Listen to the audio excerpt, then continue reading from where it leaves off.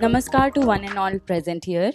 I, Kritika, a student of IIT Madras, on behalf of the Vande Mataram family, welcome you all. Welcome our chief guest of the day, Professor Shonaleeka Kaul, respected faculty members and students to the 9th annual Shri Bankim Chandra Chattopadhyay Memorial Lecture. Let us begin by seeking harmony between the speaker and the listeners so that our learning is meaningful, illuminating, and free from any misunderstanding. I invite our chief guest, Dr. Shonaleeka Kaul, and the esteemed professors, Professor L.S. Ganesh and Professor Ranjit Kumar Nanda, to kindly come up to the front and do the honors of lighting the lamp and offer flowers for Shri Bankim Chandra Chattopadhyay ji. ॐ सहना भवतु सहनौ भुनक्तु सह वीर्यं करवावहै तेजस्विनावधीतमस्तु मा विद्विषावहै ॐ शान्ति शान्ति शान्तिः.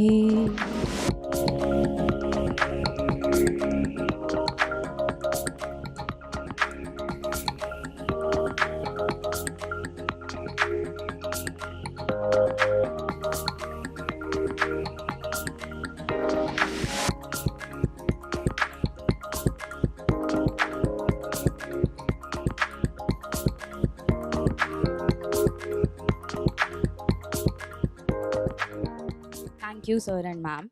In 2017, we started an annual lecture series named Shri Bankim Chandra Chattopadhyay Memorial Lecture, usually conducted at the end of academic year. The first lecture was delivered by Dr. Anirban Ganguly on articulating Bharat, presenting Bharat on a global stage. Subsequently, we had Professor Makarand delivering lecture titled Nation as Goddess, Bhavani Bharati and Her Matriots, Dr. Meenakshi Jain for her lecture titled Rediscovering India Through the Gaze of Foreigners, Travelers and Orientalists, Dr. Vikram Sampath for his lecture on Reimagining Indian History, Challenges and Opportunities, and Professor M.D. Srinivas to deliver a lecture on Indian knowledge traditions, past, present and future. Today, we have gathered for the 9th annual memorial lecture titled Kashmir and the Rest of India, A Forgotten History. As we begin, let us rise to the call of our motherland. Vande Mataram, our national song written by Shri Bankim Chandra Chattopadhyay, embodies the historical and cultural legacy of our nation.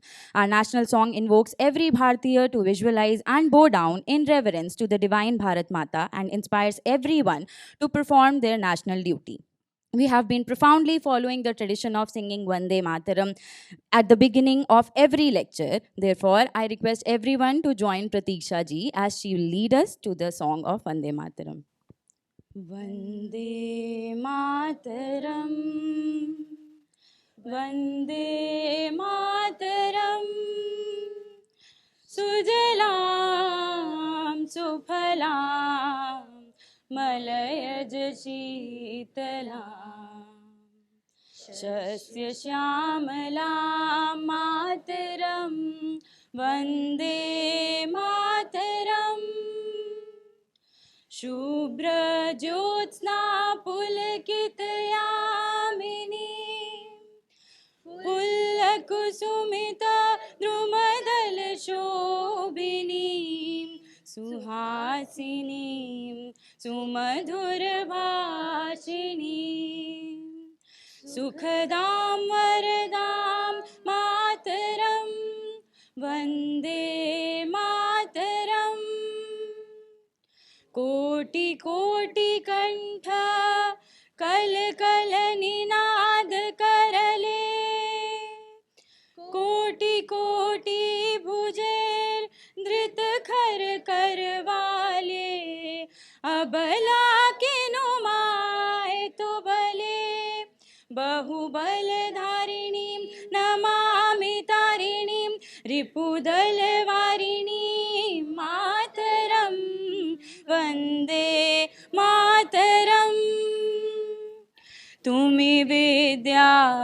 तुम्ही धर्मा, तुम्ही हृदय तुम्ही मर्मा, त्वं हि प्राणाः शरीरे, बहुते तुम्ही मा शक्ति, हृदये तुम्ही मा भक्ति, तुम्हारोय प्रतिमा गोड़ी मंदिरे मंदिरे, Vande Mataram.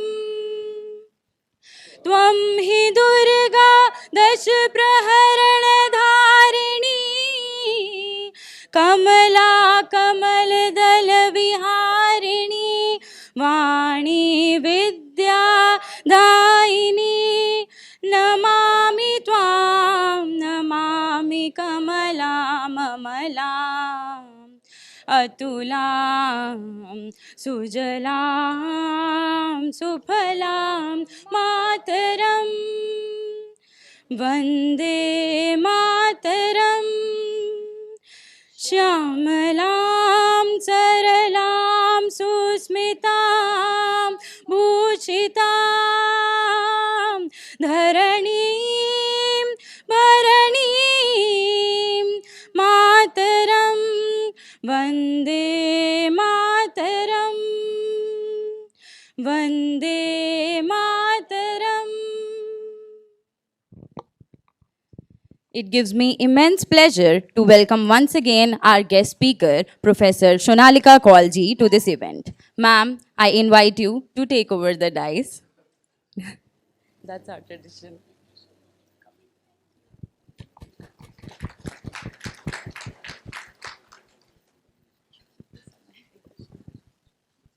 Shonaleeka Kaul is a leading cultural historian of early South Asia, specializing in Sanskrit texts. A leading voice in pre-modern Indian cultural studies, Dr. Kaul's pioneering work illuminates the literary and philosophical interconnections across India's diverse regions. She is the author of many internationally acclaimed works, such as Eloquent Spaces, Meaning and Community in Early Indian Architecture, Looking Within, Life Lessons from Lal Ded, The Kashmiri Shaiva Mystic, The Making of Early Kashmir, Landscape and Identity in the Rajatarangini, Cultural History of Early South Asia, A Reader, Imagining the Urban, Sanskrit and the City in Early India, and many more. With over 17 years of teaching experience in premier public institutions, she is currently an associate professor at the Center for Historical Studies, Jawaharlal Nehru University, New Delhi. She has also been the Malathi Singh Distinguished Lecturer at Yale, a Gyan Gonda Fellow in Indology at Leiden, and a visiting professor of history at Heidelberg University, Germany. In today's lecture, Professor Kaul will unravel the deep, often overlooked historical interconnections between Kashmir and the Indian subcontinent. Kashmir, romanticized through its snow-capped valleys and Sufi poetry, shares profound yet overlooked bonds with the rest of India. Bonds forged in ancient migrations, shared philosophical traditions, and cultural exchanges that predate modern political divides. Drawing on ancient texts, inscriptions, and cultural exchanges, this talk promises fresh insights into a forgotten chapter of our collective past, essential for understanding contemporary identities. She'll challenge prevailing narratives of isolation, revealing shared intellectual traditions, pilgrimage routes, and political alliances that bound Kashmir to the rest of India for centuries. Ma'am, I warmly invite you to deliver the much-awaited lecture.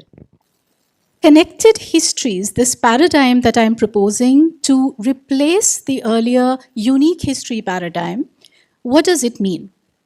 Connected histories is the perspective that regions do not exist alone, but in a network of shaping interactions with other regions and typically with a supra-region, a larger unit to which a region belongs.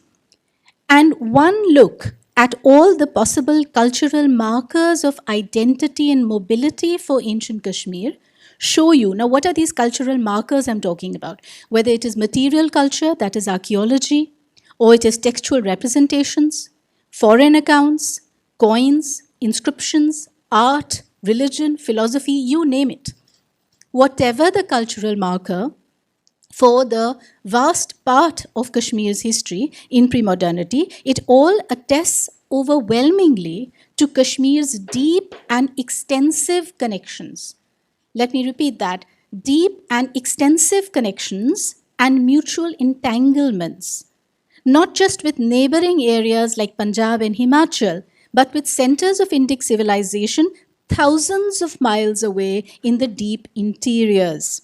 What am I thinking of? I'm thinking of places like Patna, Nalanda, Banaras, Allahabad, Malwa, Saurashtra, Gauda is Bengal, Assam, down till Karnataka, Telangana, and Tamil Nadu in the far south of India.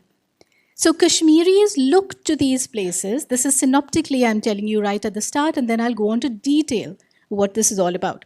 Kashmiris look to these places for what all? Politics, state formation, trade, education, asylum, employment, art, religion, philosophy, fashion, and I'll tell you more about that, pilgrimage, and so on. While people from different parts of the rest of India traveled to and settled in Kashmir for the same reasons. Here was cultural communication and integration of astonishing reach. Let us look today, let us just sample a few of these fundamental but forgotten truths about Kashmir and the rest of India up to circa 12th century CE. So that is roughly the period that I'll be talking about. Number one, urban civilization comes to Kashmir at the same time as the rest of India and in the very same form. What am I talking about? I don't know if we have any students with a history or archaeology background here, so I'm going to be very brief with my references. I'm not going in depth into any of this so that it is accessible to everyone here.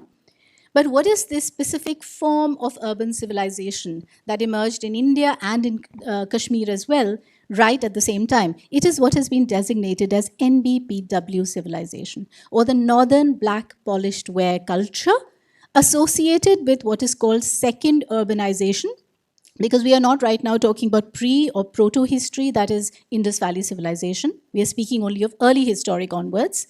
So that is what is called second urbanization. That is the rise and spread of cities, punchmark coins, commerce, and state society. Where? In the Gangetic Valley.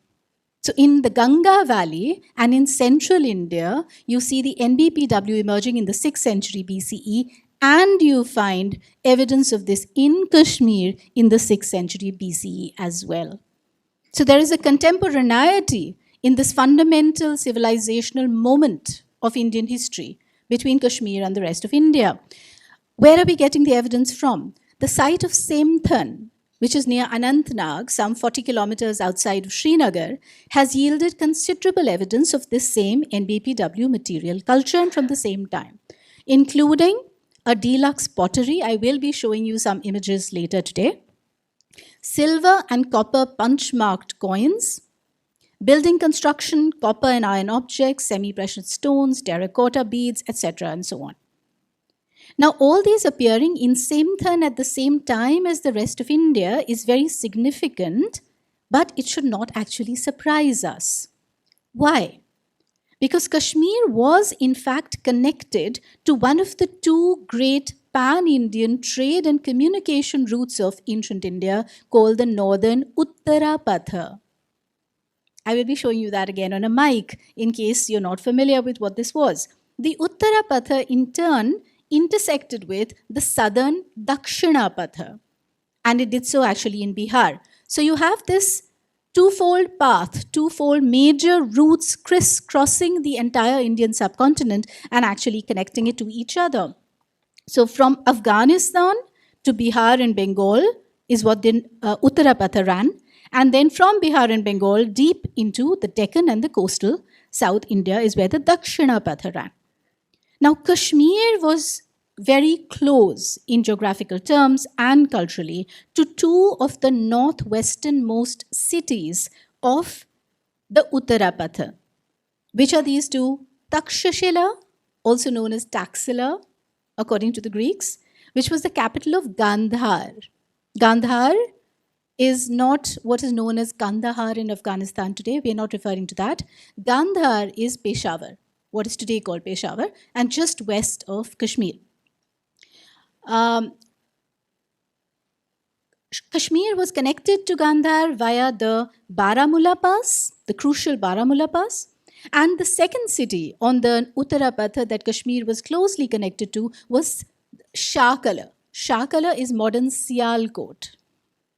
Now, Shakala was the capital of Madra, which was ancient Punjab. So, this site of Shakala was connected to Kashmir through 3 passes, not just one. So, you have the Sidau Pass, the Tosha Maidan Pass, and the Pir Panjal passes. In other words, what we are looking at is that the great Indian trade and communication network, which was represented by the Uttarapatha and the Dakshinapatha, connected to Srinagar through these multiple passes from Shakala and Takshashila, thereby transmitting back and forth Indic culture, both material and intellectual Indic culture. So, what I'm trying to say is that it is no wonder, it is not a surprise or a mystery why Kashmir should have had these connected links with the rest of India. There are very strong geographical and historical factors that actually facilitated and enabled this cross-cultural connections. Not just material formations. Kashmir was a part of pan-Indian political formations from the very beginning too. This might come as a surprise to many of us. What am I referring to? At least from the 3rd century BCE onwards, we hear of Kashmir as a part of the Mauryan Empire. Everyone's heard of the Mauryan Empire? It is deemed our first imperial experiment, our first empire in Indian history, and Kashmir was already a part of it. How do we know this? Because Ashoka, the Mauryan emperor, is supposed to have founded the capital city of Srinagar in Kashmir. And look at the incredible cultural continuity that the capital of Kashmir continues to be known by that name even today. The site is not exactly the same as what Ashoka founded. That's called Pandrethan or Puran Adhishtan, old capital. And modern Srinagar stands about 5 kilometers away from that site. And yet the name is the very same, and this was given by Ashoka. How do we know that? Kalhan's Raj Tarangini, 12th century CE, deemed the first history of Kashmir, tells you this. It actually records this founding of Srinagari, but not just him. You have an independent account from the Chinese traveler to India called Xuan Sang, who came in the 7th century, visited Kashmir. He also tells you that Ashoka founded Srinagari. Not just that, we are also getting coins. The coins are referred to in the NBPW culture just a minute ago. We are getting coins from what are known as the Magadhan imperial type in that assemblage from Kashmir in same time. So multiple pieces of evidence suggesting fairly reasonably and conclusively that Kashmir was actually a part of this first Indian experiment in a trans-regional empire. The Shankaracharya temple, I'm sure you've all heard of it. It's on the periphery of Srinagar. It's a primary landmark of that city. Now, this temple too is deemed to stand at the site of a much older temple called Jeshteshwara, which was founded by a successor of Ashoka. And again, the Raj Tarangani tells us that. So, multiple levels that are attesting the connection between Kashmir and this Mauryan empire that emerges, this Mauryan emperor indeed, who emerges from Bihar. It's not just the Mauryan Empire. Kashmir then goes on to be a part of trans-regional Indic kingdoms of the Kushanas in the 2nd and 3rd century CE and the Hunas in the 6th century CE as well. For those of you who may not know, their empires extended till Banaras in the east and Malwa in central India respectively. Hence, I'm calling them trans-regional Indic kingdoms, and Kashmir was a part of both of these experiments as well. Moreover, Kashmir and Gandhar are attested in the literature as being political allies of Magad or Bihar. So we hear of this in the Nilmat Puran, that is Kashmir's own local Puran from the 7th century. And we hear of this again independently in another text called the Harivansha. which dates to around the 3rd century CE, and it is in fact a part of the Mahabharata. It is a killer or a supplement of the Mahabharata. Both the texts tell us that Kashmir was a political ally of Bihar. Think about this for a minute. These are two regions separated by nearly 2,000 kilometers, some 1,800 kilometers easily. That's the distance that I have flown yesterday to be here. And yet, they are deemed political allies. Is this a land that is isolated and insular and cut off from the rest of India? It seems to be deeply embedded in surprising, even shocking ways with a region that is so far away. For a minute, I will talk a little more about the Mahabharata because it also happens to be one of the earliest Indic texts to talk about the idea of India itself. I don't know how many of you are familiar with this, but you must read about it. There's a book of mine called Bharat Before the British. It's available right here. It is written in very simple terms, precisely for non-specialists or non-historians, but it gathers together a great deal of evidence, for example, on this question of the idea of India before the British. And the Mahabharata actually spells out for you what Bharatvarsha is, and it is incredible that in this earliest articulation of the idea of India, Kashmiris are already regarded as belonging to it. So the Mahabharata, the Bhishma Parva in particular, it enlists all the large number of Janas, the people who belong to Bharatvarsha, and Kashmiraha, the people of Kashmir, are named there right from the beginning. This is not a one-off, it's not a coincidence. This pattern of referring to Kashmir as being a part of this idea of India actually shows incredible historical continuity because you have later texts and pieces of evidence attesting the same. What am I referring to? The Brihat Sanghita of Varahamihir, 5th century CE or so, also enumerates in one sweep all the many regions of Bharatvarsha and begins with Kashmira and then goes on to include all the others right down to Dravidas, Kerala, Karnataka, Assam, Odisha, Bengal, Saurashtra, 5th century CE. And the Mahabharata, much, much older than even that. And already there's a very clear notion of what India is, and Kashmir is deemed a part of that. If that doesn't convince you enough, come to the 14th century, and you have Indo-Persian voices like Amir Khusro in his text No Sipir, actually referring to Kashmiri by name as a language of Hind, Hindavi, alongside Sanskrit, Sindhi, Gujarati, Tamil, Bengali, and so on and so forth. So there is a very clear idea that Kashmir belongs to the Indic cultural sphere, and Kashmiri is a part of the languages there.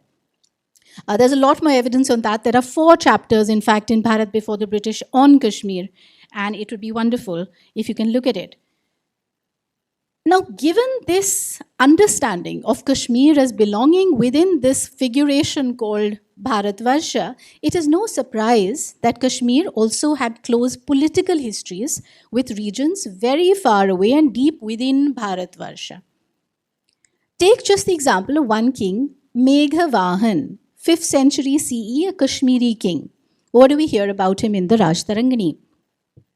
Meghavāhan is born in exile when his ancestor is thrown out of Kashmir, and he is given asylum by the king of Gandhara, who, in time, sends him right across the Himalayas to Assam, Pragjyotish, to attend the Swayamvara of the princess of the king of Assam, of the king of Pragjyotish. So imagine, somebody is going from ancient Kashmir, 5th century CE, all the way across the Himalayas to Assam to attend a Swayamvara. This is not any isolated region. This is a region that's actively participating, a people that are actively participating. And I will tell you more and more about this. So what happens when he gets to Pragjyotishpur? He wins the Swayamvara, and the hand of the Assamese princess by the name Amrit Prabha brings her back to Kashmir together with, it's not just the princess he also gets the Vishnu Chhatra, or the royal parasol of the king of Assam along with him. And he brings them both back to Srinagar, and then the ministers of Srinagar actually approach him, request him to become the king of Kashmir, which he then proceeds to do. So clearly he draws a lot of clout and a lot of legitimacy from the king of Assam, and then stakes a claim to the throne of Kashmir. In the same way, King Bhikshachar, 12th century CE, a prince of Kashmir, cast away at birth, grows up in the Malava king's court in the Deccan. So a Srinagari prince is being brought up in the Deccan. And eventually he returns to Kashmir from the Deccan and wins back the throne. There are several other examples of this. Still other rulers from Malwa, like Pratapaditya and Matrigupt in the 6th and 7th centuries, believed to be descendants of the legendary king Vikramaditya, also ascended the throne of Kashmir. So clearly Kashmir's internal politics did not occur in isolation at all, but were actually a porous process intricately tied up with other kingdoms near and far. And this is happening from very early on. Not just that, the Rajtarangani tells us that Kashmiri kings like Jalauka, Mihirakula, Meghavahana, Pravarasena and Shankaravarman from the 2nd to the 8th century CE, they also launched military expeditions deep into the Indian subcontinent. So it is not just that they were drawing from the rest of India, they were also conducting their own military engagements deep into the Indian subcontinent. Most notable about these kings would be the 8th century stellar Kashmiri king Lalit Aditya. Lalit Aditya Muktapir is his full name. Now he undertook numerous raids and conquests in North India, including against Kanyakubj or Kannauj.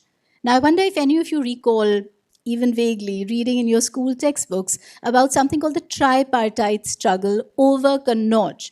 Because Kannauj was deemed in the 8th century, in the early medieval period, to be the center of imperial power in north and central India. And so you have this struggle between the Palas, the Pratiharas, and the Rashtrakutas, which means practically the whole of half of India engaged in trying to gain control over Kannauj.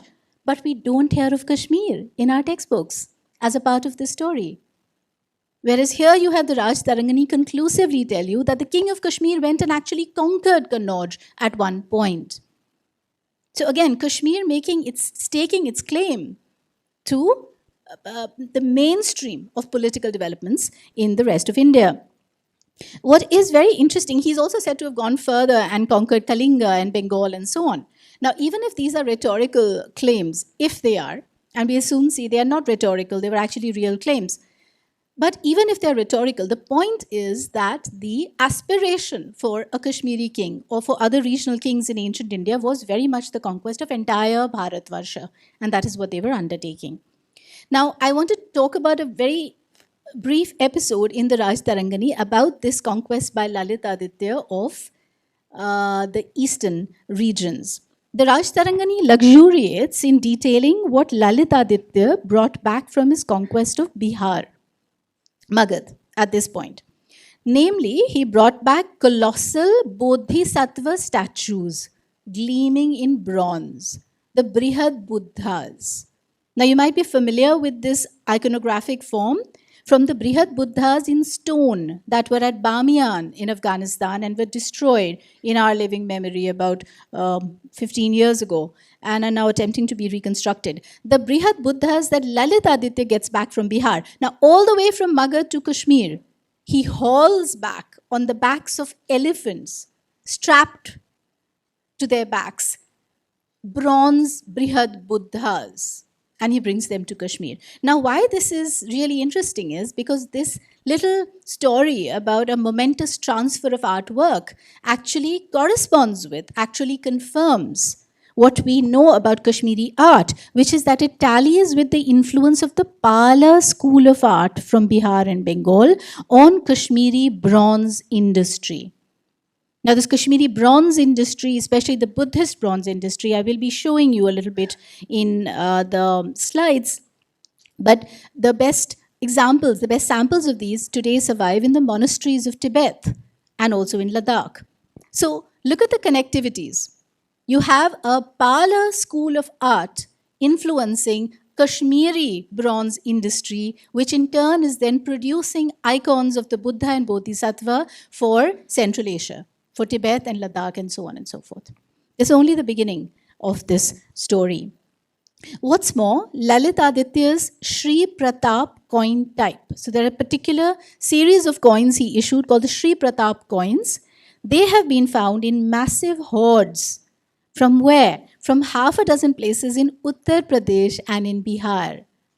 So specifically from Aunjhar, Bhitware, Sarnath, Rajghat, Mongir and Nalanda, thereby attesting the political and commercial presence of Kashmiris deep in the Ganga Valley as early as the 8th century CE.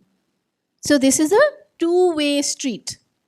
You're finding Kashmiris coming into other parts of India, and you have Indians from other parts of India traveling to Kashmir. We'll hear more about it. Interestingly, kings of Kashmir and even ministers, when they retired or abdicated or were on exile, where do you think they went? They turned Indiaward. And they went and settled in places like Prayag and Banaras. And this is not one or two kings, we have a number of them being referred to in the Raj Tarangani. Now, why? Why do they do that? If they don't subscribe to the image, to the sanctity of these sites. Now, that's not all. In the Raj Tarangani, several queens of Kashmir were also drawn from different parts of India. So this is no insular land. This is not some region or state that only speaks to itself and its own people. It actually is a very open land. They were drawn by marriage from remote regions of India. For example, Rana Rambha. Rana Rambha is the adopted daughter of a Chola king, Rati Sen from Tamil Nadu. And she is married to King Ranaditya or Tunjina of Kashmir. So can you even imagine that? Even today, in today's times of great cosmopolitanism, a marital match that spans two cultures so diverse and so far removed geographically would be incredible. But it's happening 1500 years ago between Kashmir and Tamil Nadu. Not just Tamil Nadu, you also have other members of other queens of Kashmir. So Amrit Prabha I already mentioned, she's the princess of Assam.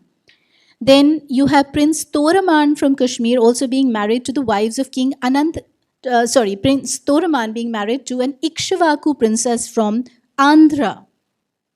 Then you have the Prince Toraman of Kashmir married to, an Ikshvaku princess of Andhra, but also princesses of Jalandhar are mentioned as the wives of another king, Anantadev of Kashmir. Another king, Sussala, is actually married to the granddaughter of the ruler of Kalanjar. And Queen Didda of Kashmir, I don't think you might have heard of these names because we don't teach you Kashmiri history in your classrooms at all. That is another big problem. Kashmir's isolation is not natural. Kashmir's isolation is because of a long-term neglect. In academia, as much as elsewhere, you simply don't have work on her, research on her, at least pre-modern Kashmir. So Queen Didda, otherwise you would have heard of her, she is deemed this very powerful, one of the few powerful queens that you get from pre-modernity, and she's in Kashmir. She is also herself from Gandhar, so from outside of Kashmir and from other parts of the Indian subcontinent. Now, this cosmopolitan nature of the Kashmiri royalty is complemented by an eclectic composition of other ruling elites. So now suddenly this picture is emerging of the court at Srinagar, which turns out to be very, very vibrant and not culturally homogeneous at all. What are you getting? There was this Lalit Aditya I mentioned. He is described as the Sarvabhauma, that is the universal king in the Raj Tarangani, and who he brings a spiritual advisor to his court called Chankuna, who is a Buddhist, and he is described as a Tukhara. Now Tukhara is from Central Asia. King Jayapeet's chamberlain was Pramoda, the ruler of Mathura. King Anantadev's jester, Dallaka, was again from the Ganga plains. And the same king's minister's Keshava was from Trigarta. Trigarta is Kangra. And Padmaraj, his minister, was from Malwa. They're all in the Kashmiri court. In the service of another Kashmiri king, Harsha, so this is not Harsha Vardhana, this is the Kashmiri king Harsha in the 11th century, you have a man, Keshin, guess from where?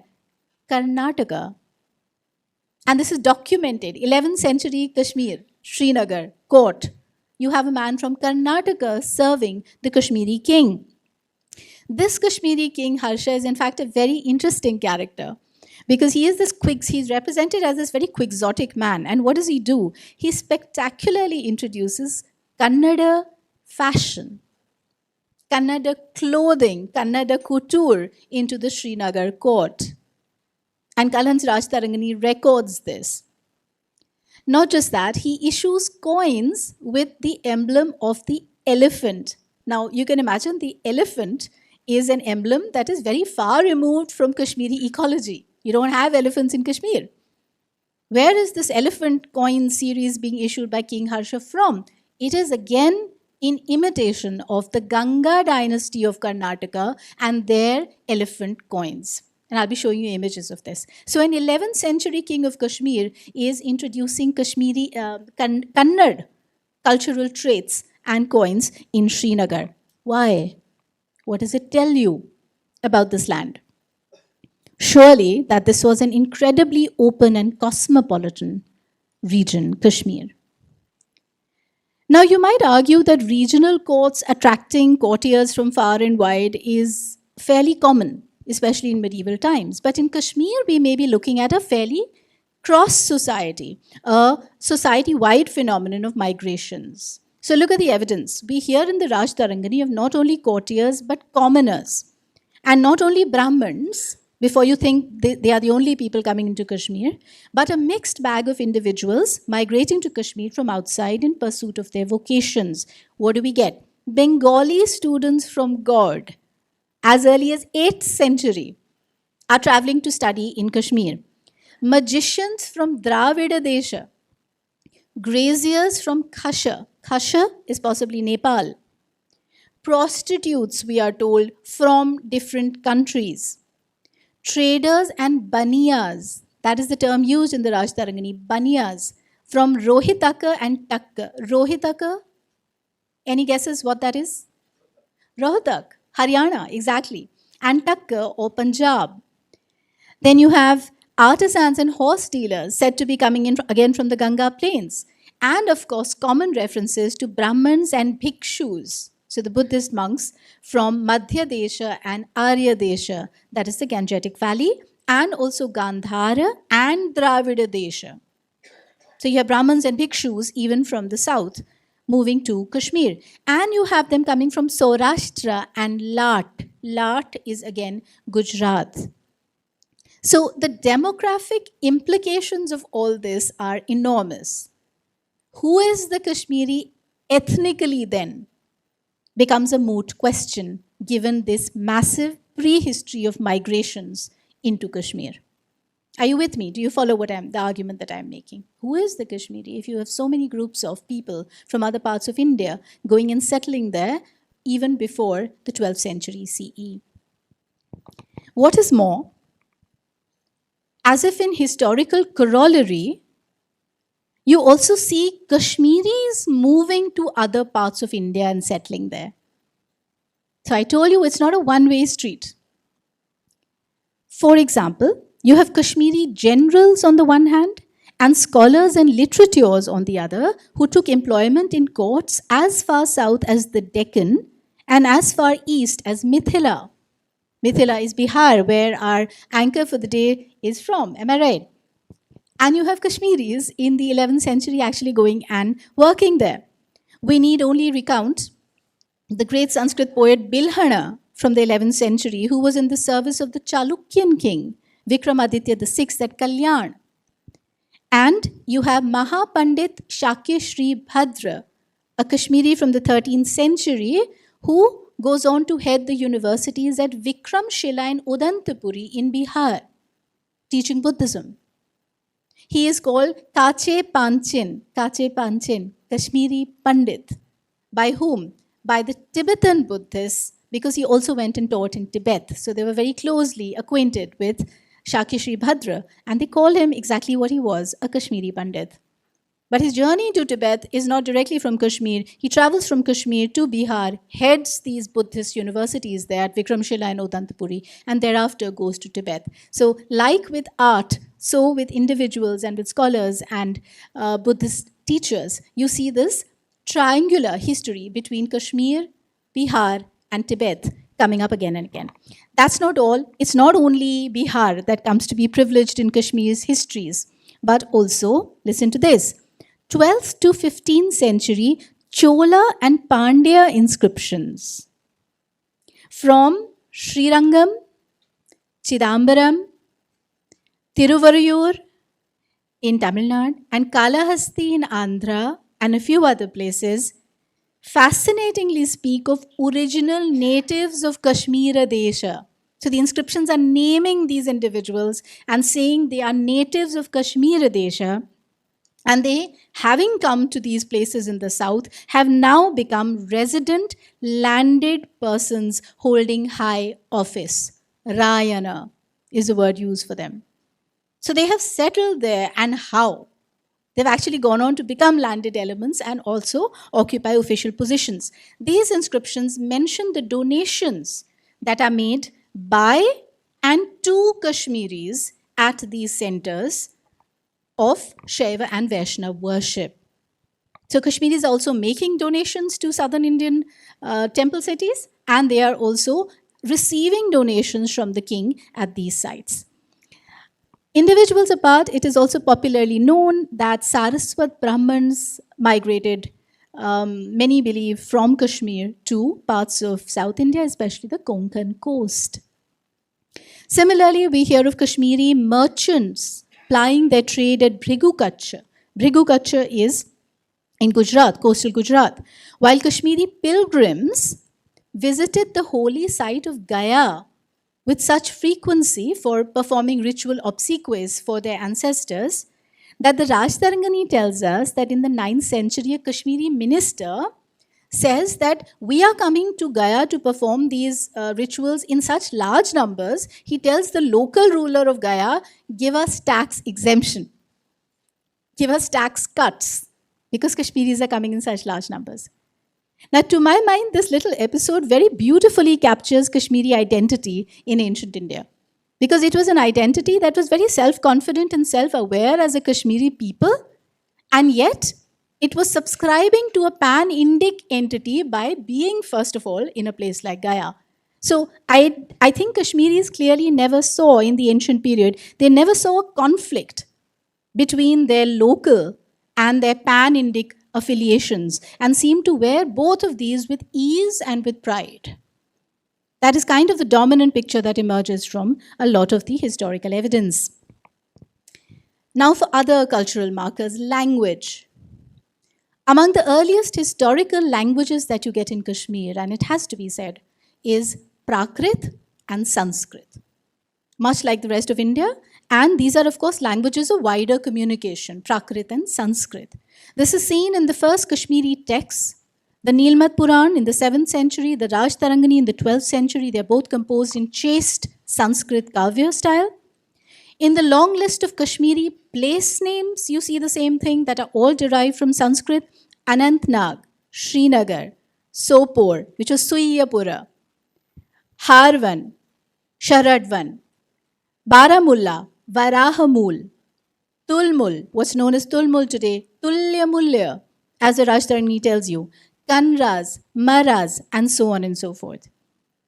And in a large number of the coins and inscriptions also from Kashmir that were recovered from not just Kashmir but also from Gilgit-Baltistan, Jammu, Ladakh, and Peshawar, these all mention the very Indic and Sanskritic epithets of local kings like Maharaj, Shri, their Sanskritic names, Meghavahan, Navasurendradityavarman, Lalitaditya, and so on and so forth. Local iconic historical documents from this wider culture region, such as the Buddhist Gilgit manuscript and the mathematical Bakshali manuscript, with which perhaps many of you will be familiar, are also in Sanskrit. And they are coming from this larger culture region that I am identifying.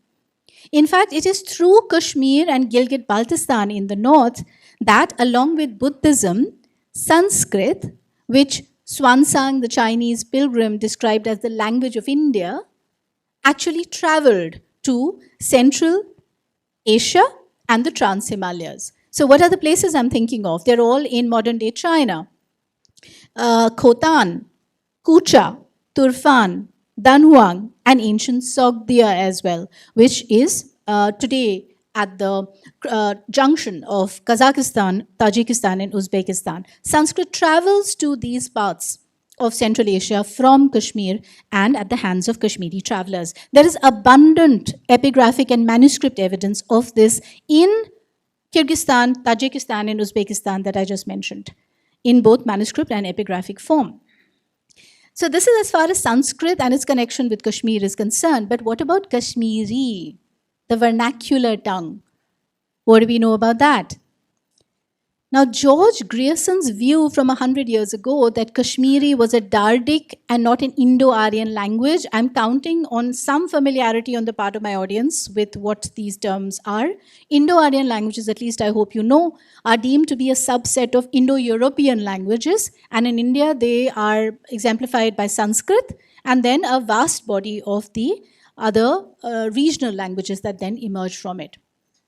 So George Grierson had suggested a long time ago that Kashmiri and Shina and these languages of the Northwest were actually not Indo-Aryan and they were Dardic. So he invented this new term, Dardic languages. But Darada is actually a geographical term. It's not a linguistic term. Darada is the name of that mountain region. So more recent linguists like George George Morgenstein and Colin Masika, they have actually demonstrated that these so-called Dardic languages, Kashmiri and Shina, etc., cannot be distinguished from Indo-Aryan languages at all, but were simply a bundle of aberrant Indo-Aryan hill languages. Now, I'll just tell you what is the significance of this, if that is lost on you. What's more, they can be traced to a form of speech that closely resembles archaic Sanskrit. Archaic Sanskrit. So that found in the Vedas. I'm assuming you know that Vedic Sanskrit is somewhat different from what is called Paninian Sanskrit. That follows later. And Kashmiri actually closely resembles this kind of Sanskrit. For example, we have features like the skipped vowel, consonant conjuncts, and so on and so forth. Linguists have actually shown that these possibly were derived from this archaic Sanskrit mediated through Prakrits. Now, if this is correct, then Kashmiri and Sanskrit and the vast majority of Indic languages derived from Sanskrit would be what are called cognate languages. Cognate languages, related languages. So that we are looking at a continuum between Kashmir and the rest of India, even linguistically. Are you with me? Do you follow the argument that we are making? Okay, wonderful. Quickly, what about writing or script? What is the evidence for ancient Kashmir? After a brief appearance by Kharoshti on the coins of Kashmir and other parts of northwest India, by the 3rd century or so, the Brahmi script. Have you heard of the Brahmi script? It is it's the prima donna of Indic scripts in a sense. It is the script from which, again, a vast number of other Indic scripts have actually emerged. So by 3rd century CE, Brahmi has actually taken over completely, not just in the Kashmir Valley, but in the wider culture region as well. 3rd century CE, that's 2000 years ago. In fact, in Kashmir, the earliest evidence remains that we find of Brahmi script date to even earlier. They can be dated to 150 BC, and I'll be showing you some of that. And these have been found on the walls of Badshah, that is Zainul Abidin, a medieval king of Kashmir, his mother's mausoleum, right in the heart of Srinagar. The walls of that mausoleum bear Brahmi inscription in Kashmir from 150 BCE, so even older. This is followed also in Jammu. The Batishthal cave inscription dates to 3rd century CE, again in Brahmi. And what is interesting is that further north of Kashmir when we go, that is in Hunza, Gilgit, Chilas, and the Karakoram highway in POK, here a large number of what are called petroglyphs have been found. Petroglyphs are inscriptions and graffiti, essentially, on stone, just stone out in the open. And this Karakoram highway is very rich in these graffiti. 80%. So inscription scholars have actually found, the epigraphists have found, that 80% of these petroglyphs from the first few centuries of this millennium are in Brahmi. And not just in Brahmi. What is this kind of Brahmi? It's a Western Mathura Brahmi. So you have those who are visiting this far northern quarter of the subcontinent and scribbling and leaving behind their graffiti. They actually are writing Western Mathura Brahmi. So again, the connectivities are there. They don't end there. When Sharda, have any of you heard of the Sharda script? Practically nobody.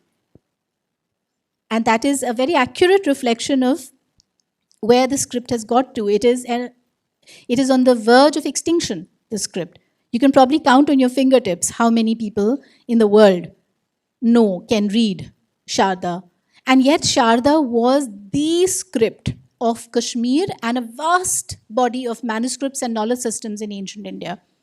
But entirely forgotten. This Sharda, this script par excellence of Kashmir, it evolved from Brahmi circa 8th century. And this was under the influence of Eastern Allahabad Brahmi. So Sharda, this local script of Kashmir, resembles Eastern Allahabad Brahmi. Again, the connectivities. And this Sharda script is used not just in Kashmir historically. By the way, it carries on till at least the 16th century in Kashmir.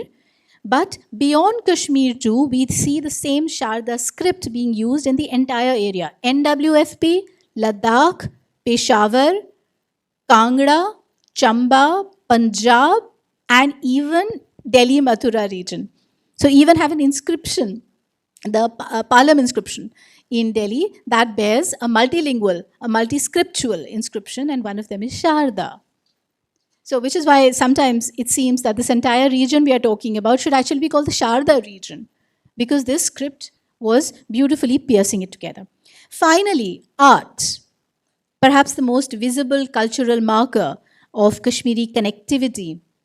Now, Kashmiri stone sculpture has been traced in every one of its stages from the 4th century to the 10th century at the sites of Bij Bihara, Baramulla, Pandrethan. It has been traced to the influence of Gupta, post-Gupta, and Pala art styles from 3 specific centers of Indic art thousands of miles away. Which are these 3? Sarnath, Udaygiri, and Nalanda. So Central India and Eastern India, their art styles are hugely influencing the art produced in Kashmir for 800 years or more. Did you know that this repertoire includes iconic pan-Indic Buddhist and Hindu images such as the Buddha, Bodhisattva, Trimurti, Vaikuntha Vishnu, Maheshwara as Bhuteshwara, Harihara, many-armed Durga Mahishasur Mardini, Kali, Ganesha, Kartikeya, Matrikas like Chamunda and Indrani and so on and so forth. I could go on and on. And they are depicted complete with their motifs like the Yagyopavita, the Vanamala, the Kirita Mukuta, and an assortment of their Vahanas, the animals and birds that accompany them and so on. I will be showing you all these images and it is stunning. A visit to the Shri Pratap Singh Museum in Srinagar is a must for any of you if you go to Srinagar. It stuns you, the richness of the repertoire and the fineness and refinement, both in stone and in metal.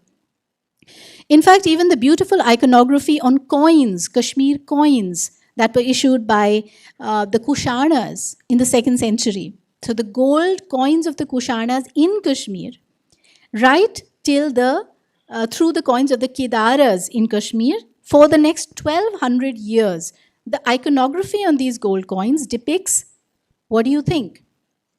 Shiva, standing with his Trishula, a tiger sprawled at his feet, the iconography that we recognize. And on the obverse of these coins is a seated Shri Lakshmi with a lotus in her hand. Now, this is a formula for coins that is found extensively in North Indian dynastic issues of the early medieval period. So you have the same formula being used in Kashmir for 1200 years of Kashmiri coinage. from the Kushanas onwards. That is not a joke. That is incredible cultural continuity that for 1200 years, the same iconographic formula is being shown, and that is a Shaiva and Devi one. I will be showing you photos of this. Indeed, for the first 2000 years, Kashmiris worshipped the same gods as the rest of India. Need I say this? Shaivism, Shaktism, Vaishnavism, Buddhism in Kashmir are as old as Kashmir itself. And it is Kashmiris who took, you should know this, it is Kashmiris who took Buddhism from India to China, Central Asia, and elsewhere. Have you heard of a man called Kumarajiva? He was the son of a Kashmiri minister and a Kuchian princess. I'll tell you more about this during the PowerPoint, very briefly after this. So it is Kashmiris who actually take Buddhism from India to China and Central Asia. And mind you, Tibetan Buddhism also emerges by its gurus learning their Buddhism in Kashmir. And we have evidence of that. I'll just come to that. What's more, you have the Sharda temple. Have you heard of the Sharda temple?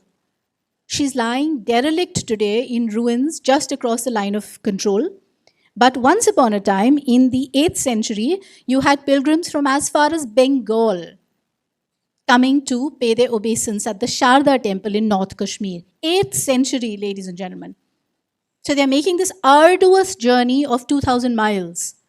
So you can imagine what the Sharda temple meant to Indians of other parts, other corners of India, if that is the kind of devotion they were showing. It's not just internal evidence. You also have Al-Biruni in the 11th century enumerating the Sharda Peeth as one of the top 3 shrines of entire Al-Hind. Al-Hind is the name he uses for India. So 11th century Sharda Mata, Sharda Peeth is still among the top 3 shrines for the whole country. And I think a lot of you who are from here will also know anecdotally that prayers in the south, this is what I am told by my friends from Chennai and so on, typically begin by turning northwards, and with the verse said, the shloka said, that Sharda Devi Kashmir Purvasini Namastude. These prayers actually begin like that in the far south of India. What is that telling you? Something phenomenal. Something I dare say that no other region of India may have achieved. But Kashmir did. Great Indian philosophers like Nagarjuna, Vasugupta and Shankaracharya taught in Kashmir. In fact, Shankara's is perhaps the most graphic testimony. His pan-Indic voyages, we know about them. I assume everybody here knows who Shankara was, the 8th century Indian seer intellectual who undertook, we are told, a series of Digvijayas, philosophical conquests of the land, where he was debating the varied local scholarship across the length and breadth of this country. Where does he set out from? His hometown, which is Kaladi in Kerala, as south as it gets in India. And he completes this Digvijaya of the entire, this perambulation of the entire Indian subcontinent.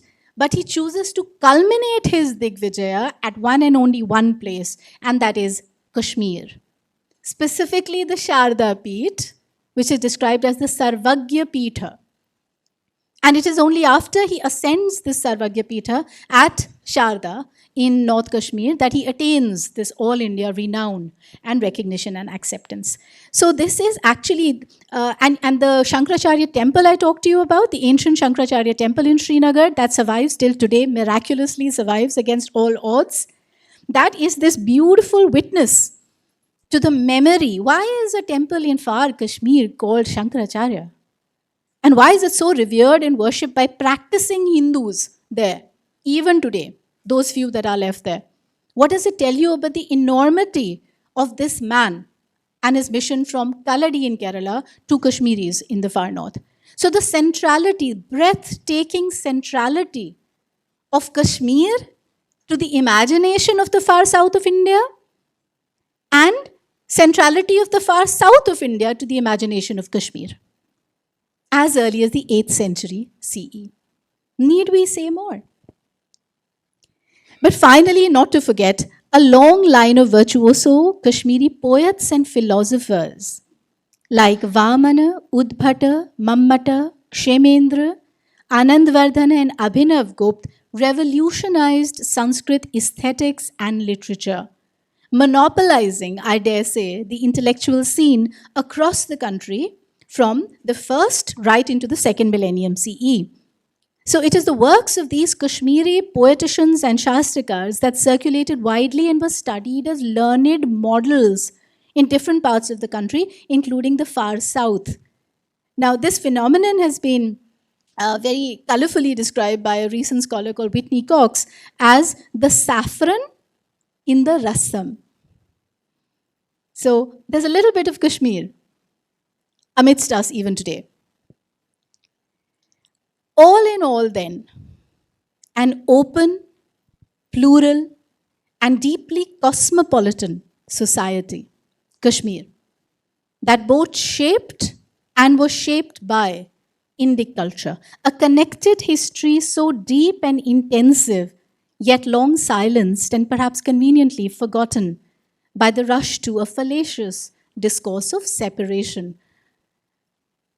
A discourse that perhaps has done the greatest epistemic violence, most of all to the Kashmiri community itself, cutting them off from their own very proud past. However, history cannot be wished away simply because it doesn't suit politics. Instead, it is perhaps precisely in the reclamation of Kashmir's plural, open, and cosmopolitan histories that the path to peace and progress in Kashmir may yet lie. Thank you very much for your attention. I will be showing you a PowerPoint now, and we can close thereafter. Yeah.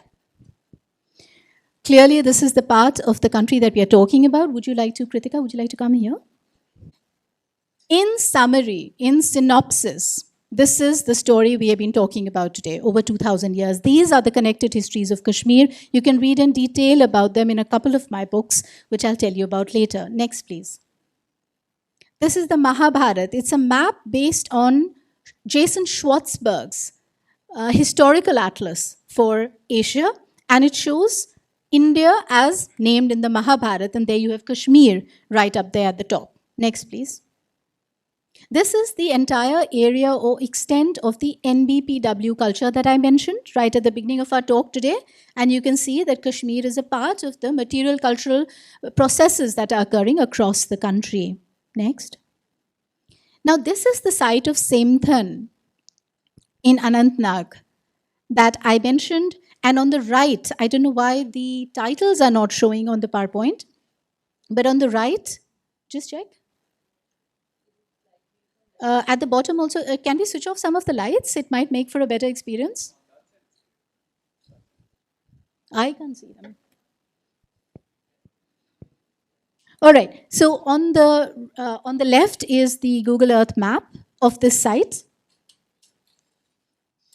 Just these ones, the ones near those.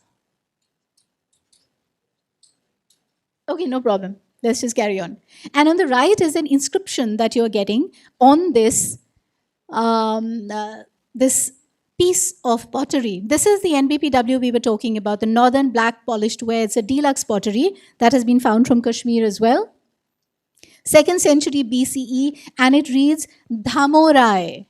Dhamorai, possibly meaning Dharmaraja, and it's a reference to Damodar, an early king of Kashmir named also in the Rajtarangani. Next, please. The Uttara Patha and the Dakshina Patha that I was referring to earlier, you can see the green lines and the yellow lines, and they are kind of crisscrossing the country. Not the most accurate of maps, but this is what we have for now. Next, please. The languages in Kashmir, Sanskrit. The Bakshali manuscript on the left, found in Mardan, which is Pakistan, but the same culture region that I'm talking about. And on the right is the Bala Bodhini, which is a Sanskrit work found from Kashmir as early as the 12th century. It is a work of grammar. Next. The Shadadharma Pundarika Sutra, an iconic Buddhist lotus sutra as it is called. It is in Sanskrit, Brahmi script. right? So the Indic language, the Indic script, but found where? In Danhuang in China. Danhuang is actually a very fast emerging site of great excitement in research communities around the world because of the very rich Buddhist corpus that it has revealed, corpus of manuscripts. And what is the content of this corpus? Deeply, deeply Indic. Sanskrit and Brahmi both. Next, please. The Spitzer manuscript, a few other iconic manuscripts found in China, and they are again hugely, resonantly Indic. So you have the Brahmi script and the Sanskrit language being found there. This Spitzer manuscript, what does it refer to? The Four Noble Truths of the Buddhist vision, but also Nyaya Vaisheshika, which are ancient Indic darshanas, and Parvas of the Mahabharat are talked about, and the Arthashastra and the Manusmriti. Excerpts from these texts are also found in China, in a cave in China, in a manuscript dating as early as 150 CE. So the soft power, we talk a lot about soft power of India today, but here is stunning soft power 2000 years ago. No, just come back to the first. The bottom one is the Bawa manuscript. Similarly, in hybrid Sanskrit, late Brahmi script near Kucha in China. And what does it refer to? Ayurveda.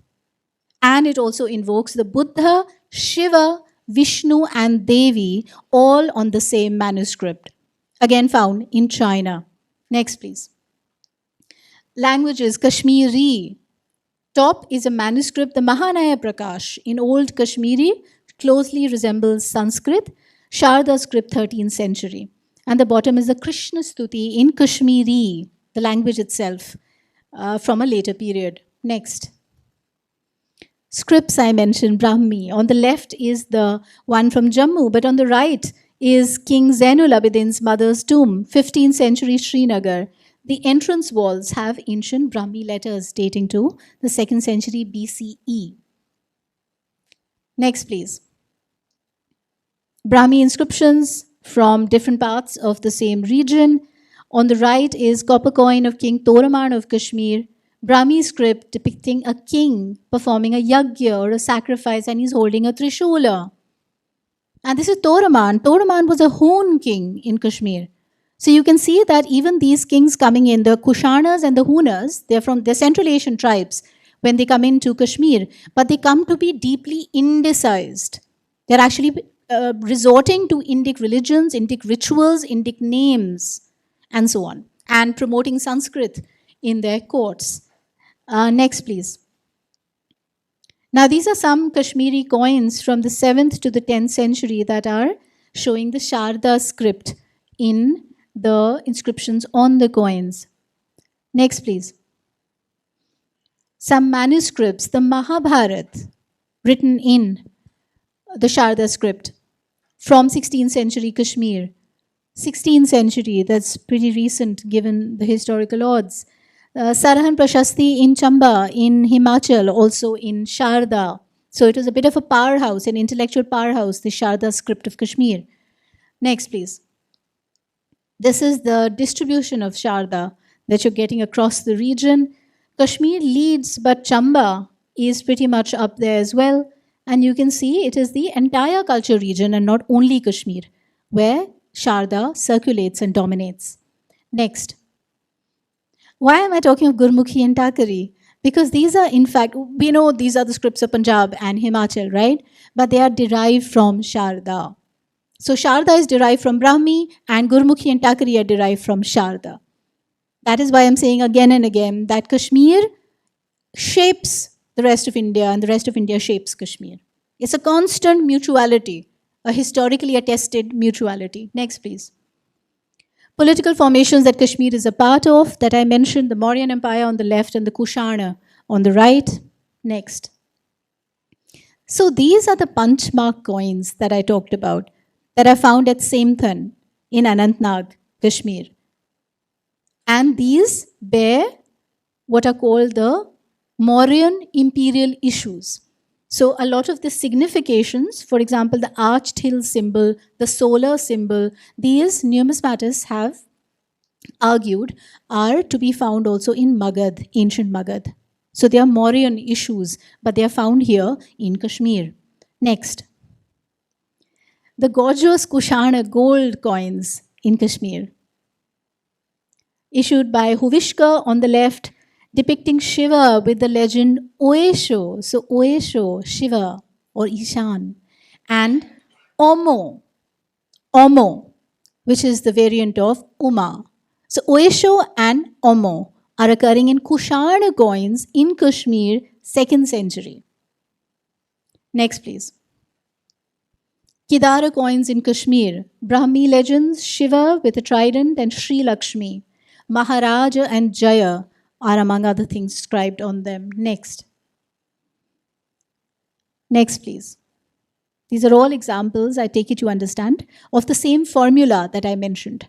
The king or Shiva. King or Shiva, it alternates, standing with the Trishula in his hand, and on the other side is seated Shri Lakshmi. Next.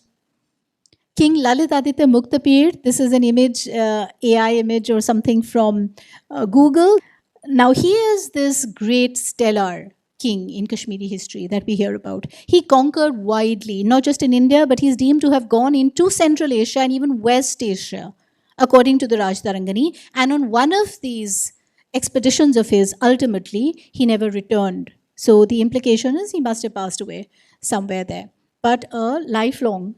And he founded numerous cities. Next, please. So the Martanda temple.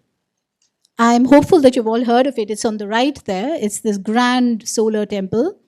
You're not prepared for Kashmiri temples till you actually go and see them. You're not prepared for how gigantic they are, how monumental they truly are.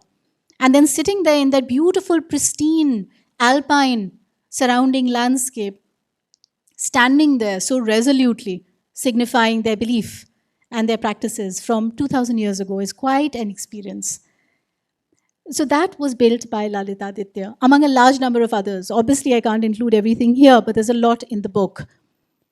And on the left is the photographs of some of the coins found in large hoards from Uttar Pradesh. So this is from Banda district in Uttar Pradesh, and these are his coins, Lalitaditya's coins. Next, please. Migrations we talked about. These are really rare images. So these are the gold coins that Harsha, King Harsha of Kashmir, issued, copying the Ganga dynasty of Karnataka and their coins. So the elephant, I hope you can see, in the gold coin on the left and the silver coin on the right. Next, please. More on the story of migrations. This is the Vikramashila Mahavihara in Bihar, and that is Shakya Shri Bhadra, Pandit Shakya Shri, the Kashmiri, who taught Buddhism to Bihar and to Tibet. Next. Ranganatha Swami.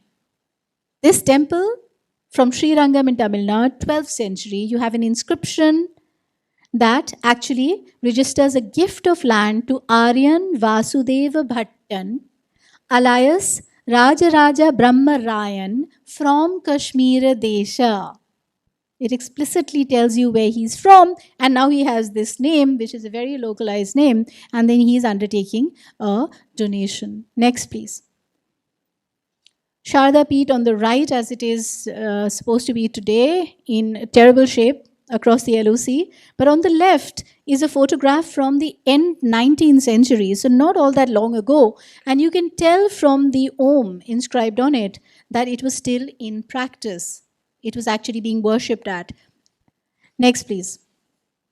This is the modern, very, very recent, neo Sharda temple, if you like, that has been built by the government in Teetwal, Kupwara district in Kashmir only about 3 years ago. And on the right is the idol of Sharda Devi in this temple that was contributed by Shankaracharya of Sringeri. Why does the Shankaracharya of Sringeri bother to do this? Attesting yet again the deep connection between the far north of India and the far south of India that is maintained at the mathas, at Shankara's mathas till today. This historical memory of the connection between Shankara and Kashmir simply cannot be erased, whatever else you do. Next, please. This is the man himself. And on the right, some of the places, just some of the places that he went to as part of his Digvijaya. Next.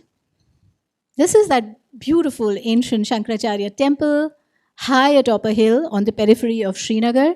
And on the right is again a 19th century image of the same. Next, please. Now I'm going to run you through a number of slides that actually show you a compilation of random pieces of art from pre-modern Kashmir. And I think they tell their own story. But here, the middle one I want to point out, because this is the Kashmirian miniature painting from fairly late 18th or 19th.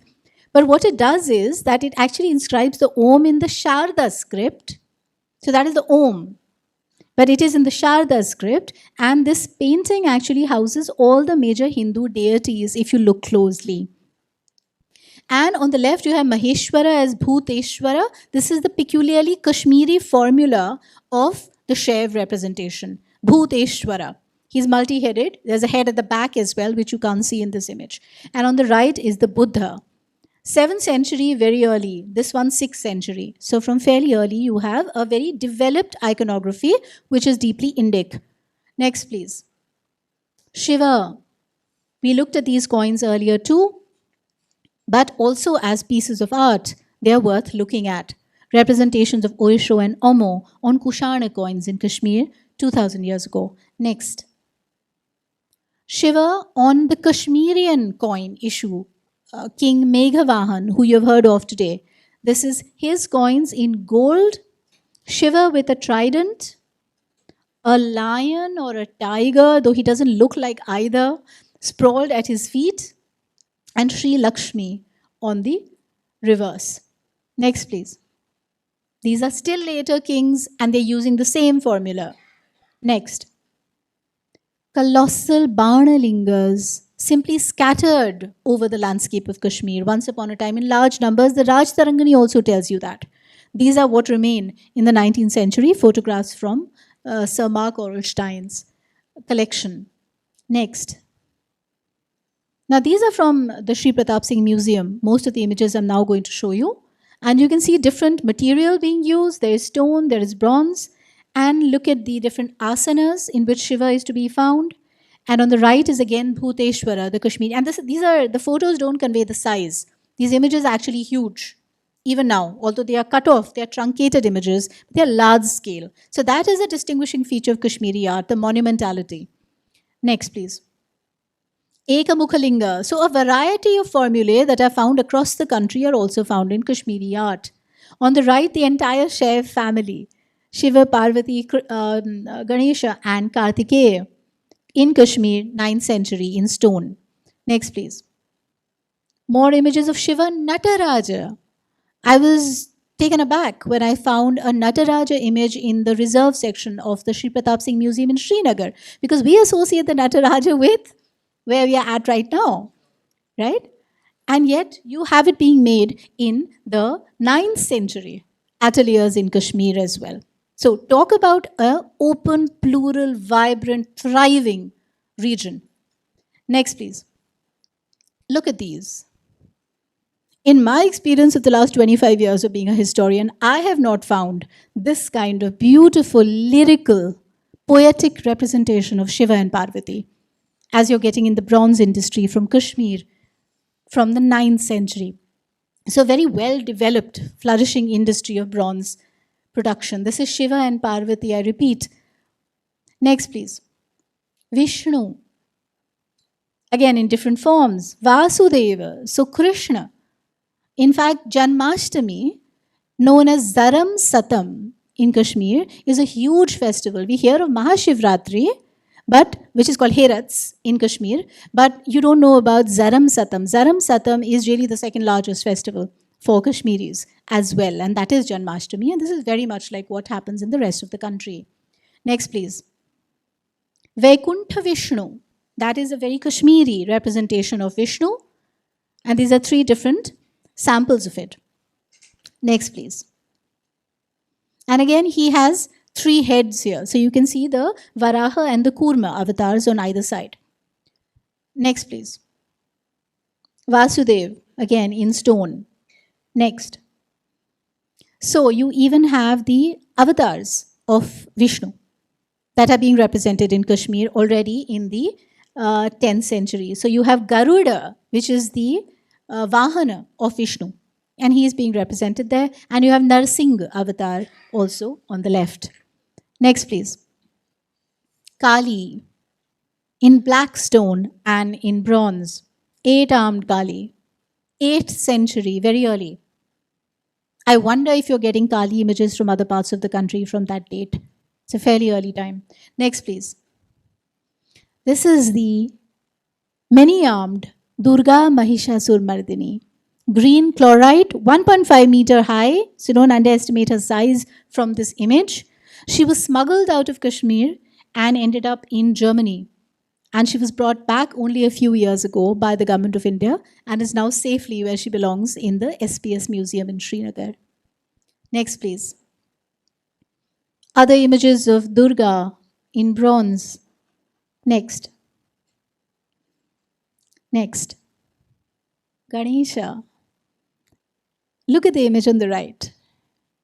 Stunning. So Indic and yet so Kashmiri. Because again, I very much doubt you get an image like that of Ganesha in other parts of the country from that date, from as early a date as that. Next, please. Kartikeya, images of Kartikeya, standalone, monumental images of Kartikeya and Lakshmi. Next, please. Kashmira. Kashmira is another name of Durga, and of course also Kashmir herself. And on the right is again Kartikeya in bronze. Next, please. Hanuman is showing up in Kashmiri art, of course from a later date. And Brahma as well. Representations of Brahma are not that common across the country, but you are getting them in Kashmir. Next, please. Buddha, life stories of Buddha and the Bodhisattva. A large number of Buddhist images, of course. I'm sure you all know this, that Buddhism comes early and is very strong in Kashmir. Next, please. Now, on the right is the Tibetan Buddha in the Bhumi Sparsha Mudra. And this is what I was referring to, that these bronze images of Buddhism, of Buddha and the Bodhisattva, they are, Kashmiri bronze industry comes to master them, but under the influence, under the impulse of a Pala school of art from Bihar and Bengal. And then Kashmiri artists are exporting this to the monasteries in Tibet and in Ladakh. Next, please. Now, Shakti worship in Kashmir and selfhood. One of the chapters in this book actually goes into great detail about how early Kashmir conceptualized its self-understanding in terms of Shakti. And how Shakti worship actually suffuses not just the tales, but the land and the very waters of Kashmir. The details are in the book. I can't go into that right now. But what you're seeing in front of you is the Hari Parbat, again an iconic feature of Srinagar itself. Soon after you leave the airport and you're driving out, you can begin to see Hari Parbat on the one hand of Srinagar and on the other the Shankaracharya, looming over the city. And on the right is Raganya Devi, worshipped as Kheer Bhavani in Tulmul, referred to already in the 12th century Raj Tarangani. So it's a very ancient place of worship. Next, please. Kashmir Shaivism, you know about it. Kashmir Shaivism is actually, the name suggests that it was again, something unique that came up there. But in fact, Kashmir Shaivism is a regional variant or offshoot of what is called Shivadvait. So it is essentially monism, Shiv monism. That is also found in other parts of the country, especially in the Deccan. Next, please. These are some of the big names in Kashmir Shaivism. The Siddhas, the Yoginis and the Yogacharyas. Lalleshwari or Laldet from Kashmir, 14th century. Mata Rupa Bhavani, 17th. And on the right is Swami Lakshmanju from our very own times. He lived into the 20th century. Next, please. Abhinav Gupta on the left, an artist representation of this doyen, this polymath. He was a rhetorician, but he was also a great Shakta. He was a great tantricist as well, and the works he has left behind reflect all of this. And on the right is the Birwa cave, 27 kilometers from Srinagar, believed to be the site where he attained Siddhi. So he's supposed to have entered and then never come back. Next, please. Now, Buddhism in and out of Kashmir. On the left is the image of Kumarajiva, the Kashmiri Buddhist monk that I mentioned. And where is this image? It is not in Kashmir, it is not in India, it is in Kucha, in China. So he's remembered, memorialized, and celebrated there, a Kashmiri, but not so much in our country. Most of us don't even know about him. And on the right is a fragment of a Buddhist manuscript that he also translated. Next, please.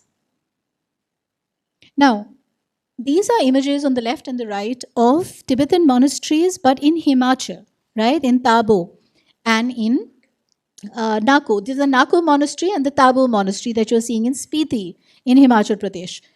But what is common to them is that they were built by a man called Rinchen Zangpo, who is widely regarded as the real promulgator of Tibetan Buddhism in 11th century Tibet. Now, this man learns his Buddhism in Kashmir from Kashmiri Pandits. So here is what is so interesting about the culture there. It is Kashmiri Pandits who are masters of Buddhism and are then teaching it to others, who are then taking it back to their homes in Tibet and founding this school of Buddhism, which today is famous across the world as Tibetan Buddhism. It's not just Buddhism, but it's Kashmiri artists and artisans and architects that Rinchen Zangpo called from Kashmir to Lahore and Spiti and Tibet to construct these monasteries. So these are more examples of Kashmiri art and architecture, but even in a different land. Next, please. These are representations from Ladakh. Paintings, frescoes on the ceilings and caves found at Alchi and other related sites in Ladakh. Buddhist, Tibetan Buddhist especially, but depicting Indian Buddhist scenes. And by whom? Who are the painters? Kashmiris. So even in Ladakh, the art that you find in the form of these paintings is to be attributed to Kashmiri painters from the 10th century. Next, please. Knowledge systems in Kashmir, all manner of Indic knowledge systems were heralded there. So you have, maybe I should just let the images speak for themselves. You have Vaman, Utpaladev. Next, please. Jayanta Bhatta, Shemaraj, Kalhana. Next. Sharangadev, deemed to be the earliest musicologist, and many believe that he was also a Kashmiri. I don't have a historical reference for that, but this is popularly what he is supposed to be. Sangeet Ratnakara in the 13th century is what he composed. Next, please. You can read more details about this entire story and so much more about Kashmir that we otherwise know shamefully less about in two of these works of mine. I would really encourage you to do that, not only for the sake of history and the discipline, but for the sake of Kashmir and India. Because the story of Kashmir is in many senses the story of India and vice versa. And it is our duty to know it. Thank you very much.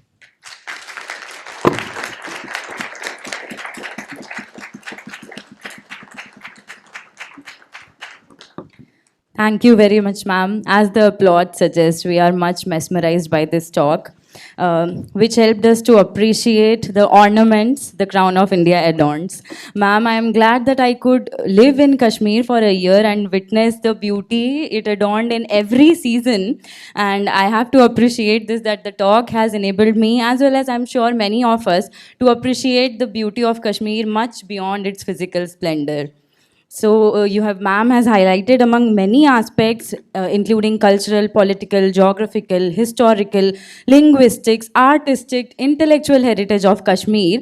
And I am sure that while we are majorly mesmerized by the physical beauty, ma'am's lecture has enabled us to appreciate the subtlest aspect of Kashmir, the crown of India. Ma'am, we'll proceed ahead with a few round of question and answers with the audiences. So I'd invite. Sure.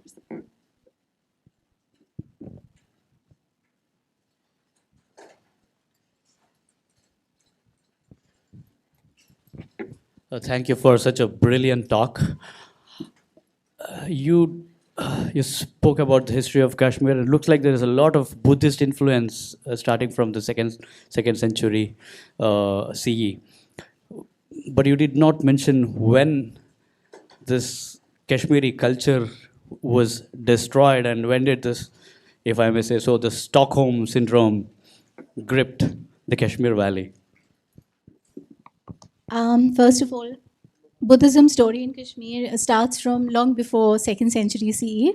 It is understood to be Ashoka, who among one of the missions he sends out for the spread of Buddhism, sends one to Kashmir as well. So actually at least 3rd century BCE that we are looking at. But sure, the material remains that we are getting from are from slightly later. My entire exposition is confined to the period to which I believe I'm qualified to speak about, which is I am a Sanskrit scholar and I'm an ancient India historian. So my story, therefore, went up till 12th century CE and not really much beyond that. So the story of the destruction that you speak about is for another day. Other questions?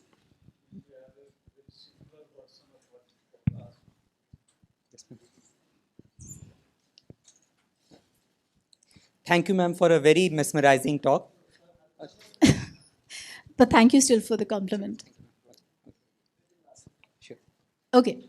So, ma'am, in many of your previous lectures also, we have talked about how myths are interpreted in modern historiography and how modern historiography often grapples with understanding the myths. Could you please reference to Kashmir, give a brief idea about how we are to understand myths and how we are to connect it with the historical references, how we are to read it so as to make a meaningful and a more holistic story? Yeah. That can't be a brief answer though. Because, when it comes to myths, there are so many misconceptions and preconceptions about myth and mythology that this is not history at all. That we cannot draw on any text that deals with or puts out a myth. Because myths are undateable, they are untrue, they are unverifiable, and so on and so forth, right? So then we have to first understand what myth really is before we begin to read myth from any region to understand that region. So very briefly, I have a whole book on this called Myths and Places, New Perspectives in Indian Cultural Geography, where I try to put out a new paradigm by which to understand myth, not as some kind of primeval other of history, that is the other of history. It is everything that history is not. No. Myth is very much a historical mode in its own right, and what it really stands for is communitarian mechanisms, the mechanisms that a community used to make sense of itself and the world around it. So myths are actually a beautiful, a very empowered site for accessing identity formation. How do a people come to be who they are? And what are their fundamental beliefs and practices? That you will find in the myths of a people. So in the case of Kashmir as well, there are so many examples that I've gone into precisely in these two books to show you how the very understanding of the birth of Kashmir is through a myth. The idea that Kashmir was Sati Saras, the lake of Sati, that is the consort of Shiva, many eons ago. And it is when this lake is actually drained out by the great gods on the request of Rishi Kashyapa that the land of Kashmir emerges from this water body. That is the myth that we hear about the origin of Kashmir in the Rajtarangani and in the Nilmad Puran. But what is stunning is that this is not just a myth. This actually correlates with geological evidence of the emergence of Kashmir Valley from very much an ancient primeval lake, thousands of years ago. So geology and mythology are actually telling you the same story about the birth of Kashmir, and not just Kashmir. What is fascinating is that the same myth of origin occurs all along the Himalayas. That there was a dragon that lived in a water body, in an ocean. And whether it is your Garhwal or whether it is Arunachal or Sikkim or Kashmir, every one of them tells you the same story of how they emerged from that lake, which is when the dragon was killed and the lake was dried up by the gods. Now, this again is absolutely and literally true for the emergence of the Himalayas. Because we know, and I hope you all know in this room, that the Himalayas do emerge, they do rise from the oceans. As in, it is when due to seismic activities, that the land, the plate, you are the scientist, not me, I'm not required to know these details, but we know that is how the Himalayas emerge, when you have the two plates that are crashing into each other, and hence the Himalayas rise. And we have evidence even today in the form of fossils of sea animals, marine animals, on the mountain peaks of the Himalayas. How did they get there? The fish weren't mountain climbers, right? So what is stunning is that how do a people thousands of years ago know this? They seem to know it, and they render it not as science, not as geology, they render it as mythology. But it's telling you the same truth about the land, right? Many other myths about Kashmir in particular, they are all there in the book. Any other questions? What you presented is that linguistically, administrative-wise, politically, culturally, in all other aspects, Kashmir and India are one and the same, which is not very surprising, completely unsurprising to people like me and I think many in the hall. But when did this separate identity of Kashmir started, or that kind of presentation started in the history, where people have started feeling that Kashmir is something different? Any explanation on that? Any idea? Well, as you yourself realize that your question is rather similar to the gentleman's there, and you said that at the beginning, that is a phenomenon that occurs way beyond the period that we are talking about, right? So I'm a scholar of early Kashmir, and that's all we were talking about today. What you are speaking of is a far more recent phenomenon. We all know about that. It's less about history, more about politics in a sense, and as such, outside the purview of this lecture. Because what it is important to understand is that history needs to provide correctives to politics. But history should not be playing politics. I think a lot of academic narratives, academic production has ended up doing the latter. They have also become privy to a part of really what are political discourses, political identity creation, and so on. As a historian, it's not my job to do that or to even answer for it. So you will understand that I can tell you what I can tell you, what my sources speak about. The questions you're asking are from a more recent period, and as a historian of ancient India, it would be beyond my remit to go into that. But on the other hand, they are very recent history. We have actually seen that many of us, not the students in the room here, but many of us who are teachers have actually lived through and seen documentations of the emergence of that kind of notion of a separateness. But as I said, that is perhaps stemming from the fact that Kashmir's history is not written about and taught in our schools and colleges, even in Kashmir. Some of the most heartwarming responses I got to my book on Kashmir, for example, the one that came out in 2018, was from the Valley. I had rank strangers finding me out on social media, dropping into my DM and telling me, quote unquote, "Thank you, ma'am. We didn't know this is our history," unquote. And you say it's not surprising to you, but in fact, wherever I have spoken on Kashmir's history for the last 15 years in India and abroad, everyone is stunned because this is not the Kashmir they know. This is not the Kashmir any of us knows in contemporary times.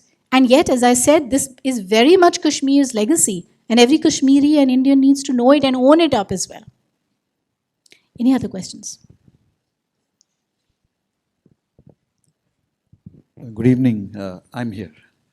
Thank you very much, Professor Shonaleeka.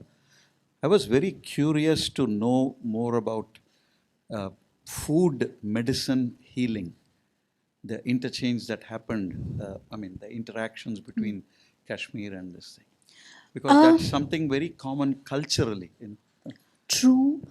Food, my sources, such as the Rajtarangani, do mention some food items, some delicacies of Kashmir, which are, however, unique to Kashmir. So they would not count as common to other parts.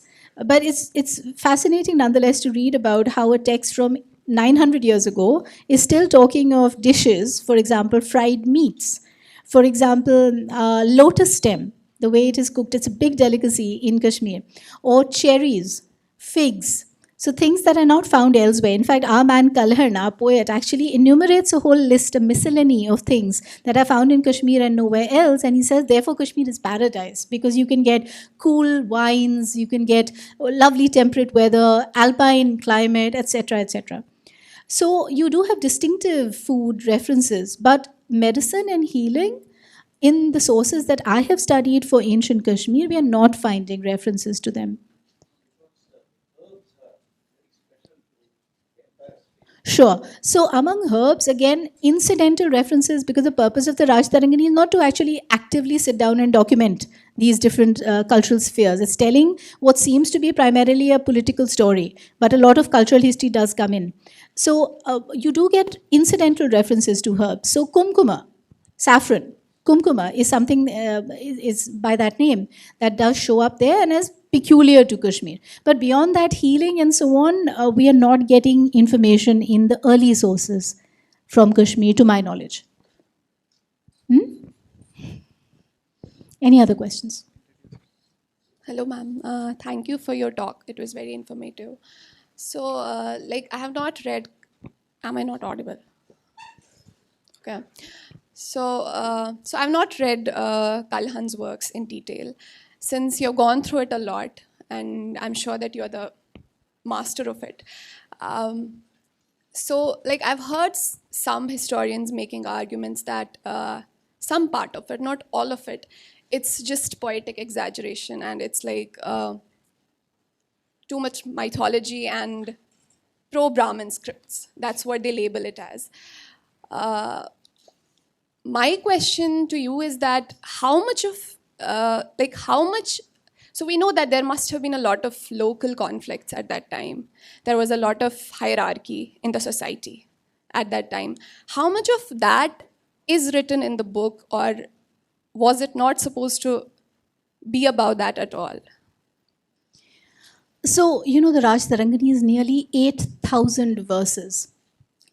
Let's not reduce it to one or two notions about it that are floating about, typically in quarters that, like you were honest enough to mention, have not actually read the text themselves. I happen to have, and spent several years, in fact, because it takes that much time to go through a text of this kind in the original, not relying on Western English translations and so on and so forth. When you actually do that, what you find is that a very complex picture emerges of the text and of the land that the text is talking about. And again, neither of these two subjects are reducible to a few of the themes that you mentioned. Because if it was, for example, you said it has a lot of poetic exaggeration. In fact, it is a very detailed narration. Now, your poetic exaggeration is my detailed narration. As a historian, I am very grateful for that kind of content about material over 2,000 years of Kashmiri history that this text is giving you. Besides, what is the problem with poetic narration? Why is that a problem? The problem is only when, as historians, we fail to know how to read poetry for history. A lot of my work, these are 9 books, are dedicated to actually showing you rigorous methods in history for reading and interpreting poetry for history. So, per se, there is no problem with the occurrence of poetic descriptions in any Sanskrit text or even of mythology. I already addressed the question of mythology before that. Thank God that the text has any mythology at all, because otherwise we would be bereft of understanding how did ancient Kashmiris understand themselves. That is what the mythology of Kashmir is for. Pro-Brahman, really you need to read the text. I'll definitely Not read just Kalhan, but I dare say, because I'm a scholar of Sanskrit Kavya and I've read nearly 30 of them for the last 20 years. The vast majority of these texts, far from being pro-Brahman or any form, any structure of power, they're actually deeply critical of power. They actually lampoon power, and the poor Brahmin comes in for maximum caricature at the hands of these same authors and poets who were probably Brahmins themselves. So Sanskrit's capacity for self-critique has been completely denied and missed by modern historians. So we fall for the low-hanging fruit that, oh, if they belong to a certain caste or class, they must also be endorsing the values or the hierarchy or the power system of that class. But in fact, that is just a presumption. When you read the actual Sanskrit literature, you find nothing but that is happening. Actually, you find a lot else that is going on. So Sanskrit literature is a very complex resource, and it is best read with attention to that complexity and detail. Yeah? My actual question was that, like, so we know that it talks about kings, rulers, dynasties, like all sorts of traditions and everything that was associated with Kashmir back then. How much does it talk about the local people and the local, we know that there were local conflicts. There If you're was not, a if you're hierarchy. not going to read the Raj Tarangani immediately, at least read my book on it. That one on the left. It's a small book, but it addresses all your concerns. The Raj Tarangani, like a lot of other Sanskrit literature, actually surprises us. What we expect it to be, it turns out to be something lot more. So, Raja Tarangani, River of Kings, it sounds like a dynastic history. But when you start reading the text, you find at almost every juncture, Kalhan has gone beyond his means to include what he calls Jana Shruti. That is, the stories of the people, the Katha, the Varta, these are the kind of oral narratives that Kalhan actually includes in his testimonies on the kings at every point. And he actually invokes the people's stories to make his point. So he says, Adyapi Janais Maryate. That is, this is remembered by the people till today. Till today. And again, invoking the people's local memory as the point of veracity for the history that he's telling. So again, let's not fall for the labels. Let's not fall for the apparent nature of a text and read it to discover there's so much more to it.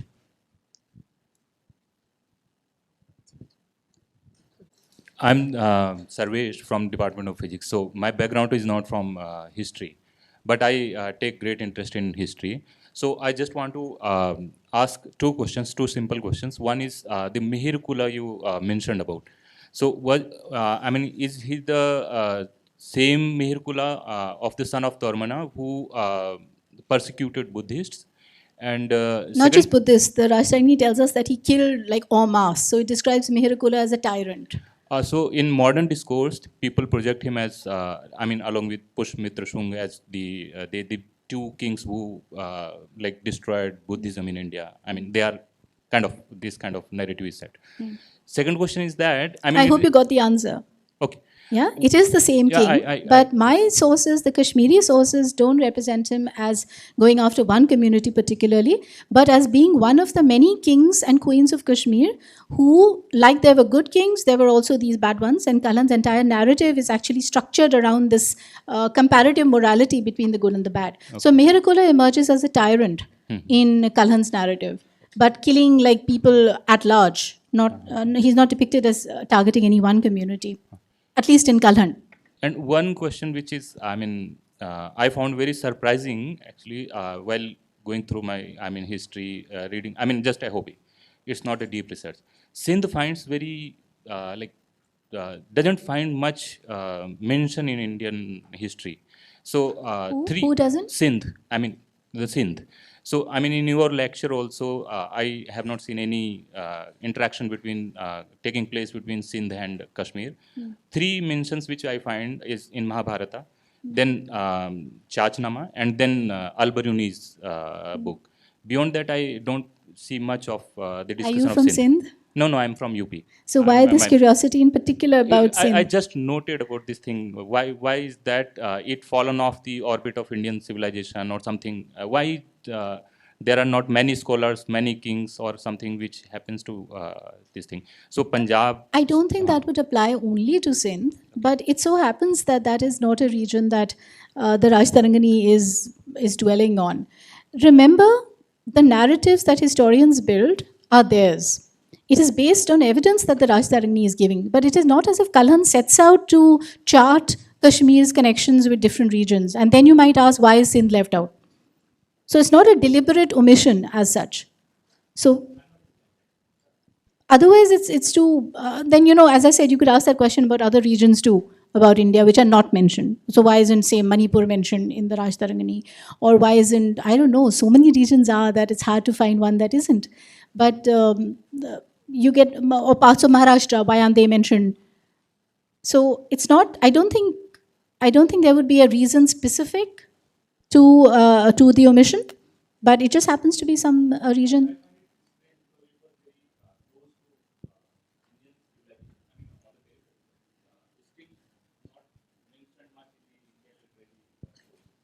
We'll take it up later. Worth going into. In the interest of time, we'll limit to one last question. Yeah, so very interesting talk today.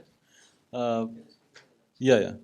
So I am interested to know about what is the influence of being, very close to the Takshila, which was the one of the knowledge center. It says that exactly dates are not mentioned, but maybe 10,000 years or whatsoever it is there, and historically. So it was attracting so many people, not only from parts of India, but from elsewhere, from the world itself. So, what was the advantage that Kashmir, or particularly this region, or the Sindh, etc., what we are talking about, they got benefited, or maybe the So Takshashila should not again be isolated. That Takshashila in particular was a seat of knowledge or something like that. Takshashila was a part of a much wider pan-Indic cultural formation. And sure enough, she was a site of great Sanskrit learning, deep Sanskrit learning. Panini, Patanjali, and other great names of Sanskrit grammar associated with it. Chanakya, the figure of legend and history, is deemed to have been from there, to have also taught there, and so on and so forth. So the fact that Kashmir and Takshashila both, as well as Shakala and the other regions, the other place names that I gave, the fact that they all equally inhabited what I call this Indic cultural episteme. A common cultural episteme is how I understand India in ancient times, which ran definitely from the Himalayas to the oceans. Those are the very terms in which it has been understood and described in multiple sources. The land that is between the Himalayas, the snowy mountains, and the three oceans. That was not just a geographical or a territorial entity, it was in fact a jointly held and inhabited and enacted cultural episteme, to which both Takshashila and Kashmir belonged. So we know that at Takshashila you also have Indo-Greek presence. So you have invasions there, and you have colonies coming there, and so on. And you have the impact of Indo-Greek, say, art and architecture as well at Takshashila. But does that translate into what you call influences on Kashmiri art and so on?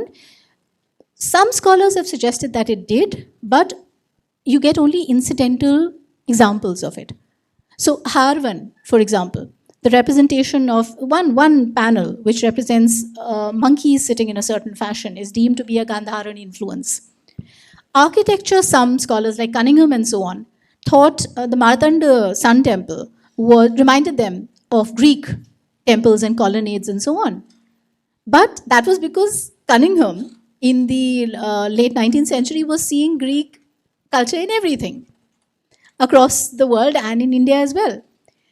There are equally art scholars and scholars of Kashmiri architecture who have shown very close resemblances between Kashmiri, the same Martand Sun Temple and its colonnades and that kind of construction, with the architecture in Madhya Pradesh. So you just have to go and see the Bhojpura temple. I wish we could actually have that on screen here, and you will know exactly what I'm talking about. It looks so much like Martanda, and more or less contemporary as well. So these influences we have to be a little careful about. And I would much rather see them as part of a common vocabulary. Yes? First of all, I would really like to thank you for this insightful presentation. And of course, I'd like to thank you for being neutral in your presentation and not addressing some of the things. But I think my question was the same as the person asked before regarding Kalhana. I know he's affectionately referred to as the... Kalhana. Kalhana, yeah, of course. He's affectionately referred to as the first true historian. Louder. He's affectionately referred to as the first true historian of India, right? But if you look at his earlier works, what he's mentioning earlier, you see, like, it's the same question as the one asked before. The closer he comes to his own time, the closer he's going to his own time, the more veracity of those, you say, the narrations can be verified. But if you go back to the older days, back to the 1st, 2nd century, if you look at that, it seems like in secular historical, when you look at the secular historical discourse regarding Kalhana, there's a view that some of his, let's say, some of his historical work is not verified by contemporaries. Who are the contemporaries of Kalhana? For example, not contemporaries. For example, if you look at Lali, you said the King Lali. You mentioned the Karakoram dynasty.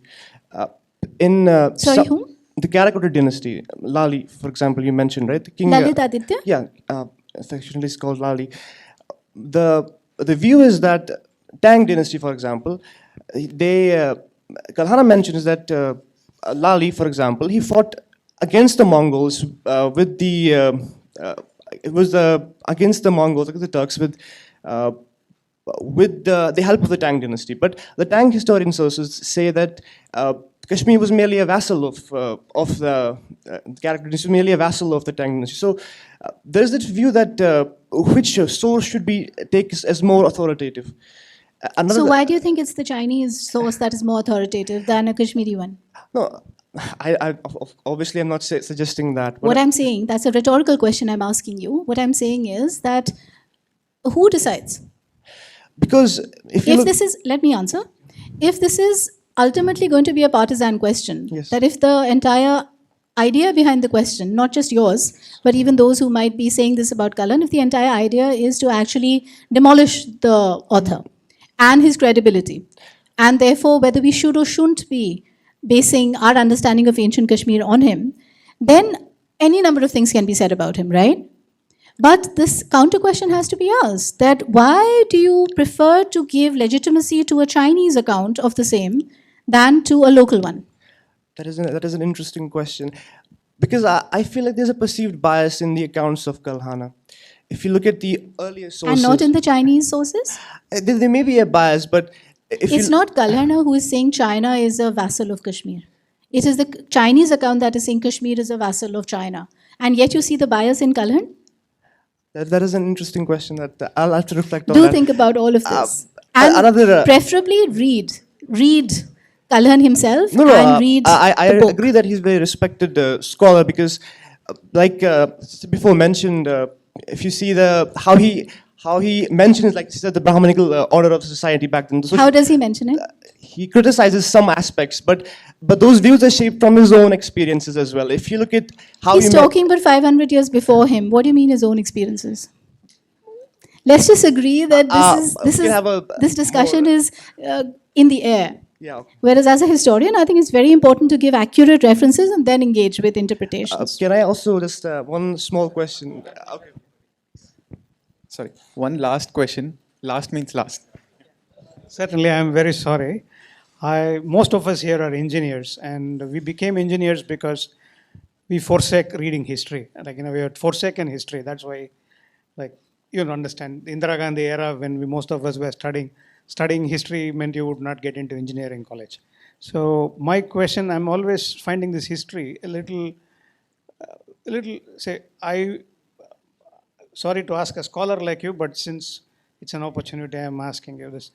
It always seems like a curve fitting to me, like you have a set of data points and people fit what they want. For example, many in your own university would see a revolution in everything that is happening, If 10 murders happened, that murder was because somebody from the bottom came up and they fit a curve of that kind.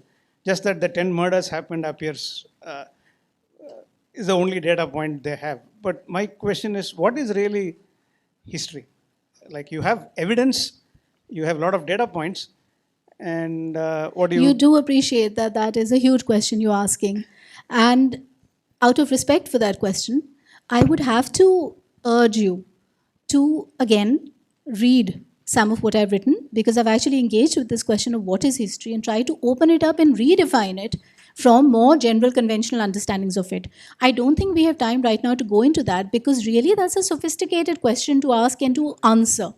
But even in the book on Kashmir, because Kalan's Raj Tarangani is deemed the first work of history, I argue against that. I actually say that no, it is not the first work of history. It is first a work of poetry and thereby a work of history. Because I go on to argue that Sanskrit poetry had its own modes and modalities of representing history. And we have to learn how to listen to those as compared to more modern, Eurocentric notions of what history is or should be, which is far more empiricist. So when you say things like data points and data set and so on and so forth, that's a very empiricist understanding of what history is or isn't. It's not the kind of history that I write. I prefer to understand what is the meaning of the past, and not just what happened, but what did it mean to the inhabitants of the past. So what was Kashmir and what was Kashmir's experience for a Kashmiri in the 12th century? There is no questioning that.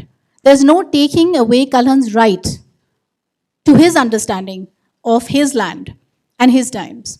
So when we read Raj Tarangani with that kind of literary appreciation. We have to develop and cultivate that first, even as historians. Then I think we can begin to do justice to the kind of history found in that text. So I know this question doesn't directly address your point, but I'm hoping that I've got across to you that what is history is a very provocative question. It's a very legitimate question. And it's a question that has to be reopened when you are working with Indic texts. Because Indic texts do not conform to the demands made on them by 20th and 21st century notions of what history is or isn't as a discipline. But that's not a bad thing.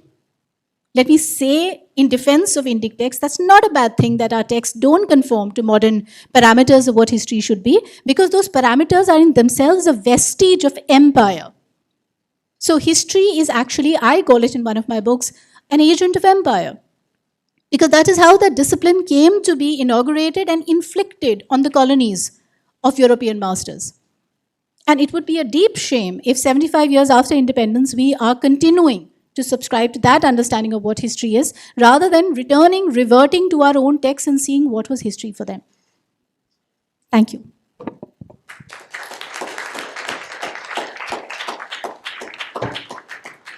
Thank you to the great audience for asking such vibrant questions, and thank you, ma'am, for dealing with it so elaborately. I'm sure there are many more questions, there are many more counter questions, and but this will go on due to paucity of time. We apologize that we could not address all of them. Maybe ma'am might be available later on for addressing. Yes, so I would also like to announce that we have the book titled, as has been also shown in the presentation, Bharat Before the British and Other Essays, which is authored by ma'am also, and it is available here. We have a bookstall here which is available at a 25% discount to the audiences. I'm sure I am going to get one of these, and I would appreciate if all of you could also have a look and see what the book is about. Thank you so much, ma'am, for elaborately addressing all the queries.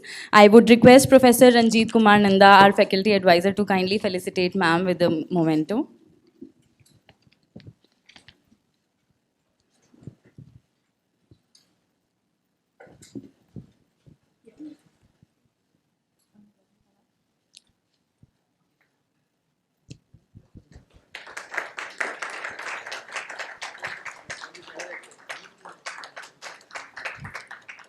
I would like to register my thanks and gratitude to our chief guest for coming to our platform and addressing the audience. I'd also like to thank the faculty members and students for joining us here. We are thankful to the IIT Madras administration and DOST office to provide us their full support in conducting this event successfully. We are grateful to our student volunteers and alumni of IIT Madras family for the unconditional love and support. We hope to see you all at our next event very soon. Those of you who are interested in volunteer and receiving updates regarding further events, please mail us at vandemataram@smail.iitm.ac.in. We have come to the end of this event, and as we conclude, let us stand together and sing our national anthem.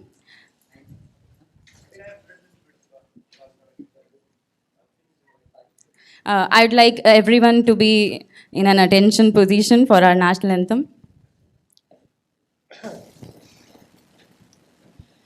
Jana Gana मन अधिनायक जय हे भारत भाग्य विधाता पंजाब सिंध गुजरात मराठा द्राविड़ उत्कल बंगा विंध्य हिमाचल यमुना गंगा उज्जल जलधि तरंगा तब शुभ नामे जागे तब शुभ आशीष मांगे गाहे तब जय गाता जन गण मंगलदायक जय हे भारत भाग्य विधाता जय हे जय हे जय हे जय जय जय जय हे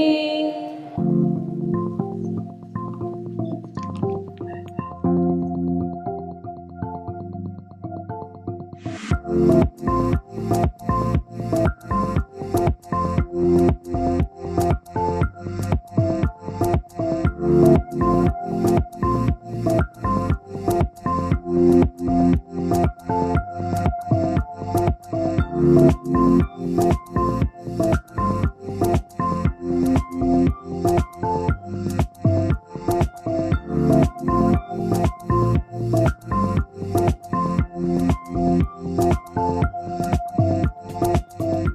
you.